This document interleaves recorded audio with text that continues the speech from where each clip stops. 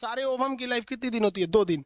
2 दिन में ओवम खत्म हो जाता है। तो फिर उसके पीछे वाला ओवम आ जाता है, फिर उसके पीछे वाला ओवम आ जाता है, फिर उसके पीछे वाला ओवम आता है। तो 2 दिन इनकी जीवन काल होती है। अभी जब भी बच्चे होते हैं तो उसके लिए कम से कम 7 ml स्पर्म का होना जरूरी है।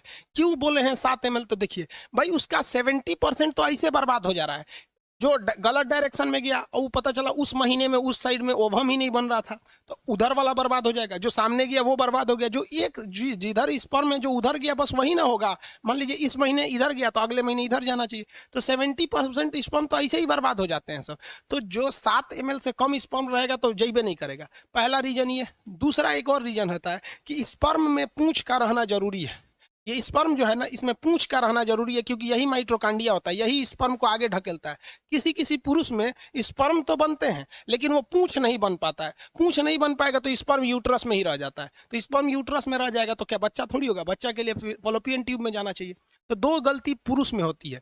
पुरुष का स्पर्म में यदि पूंछ नहीं रहेगा तो बच्चा नहीं होगा, या पुरुष के अंदर स्पर्म की मात्रा कम बनेगी तो भी बच्चा नहीं होगा। अब दूसरा समझते हैं लोग, फीमेल में क्या गलती होती है।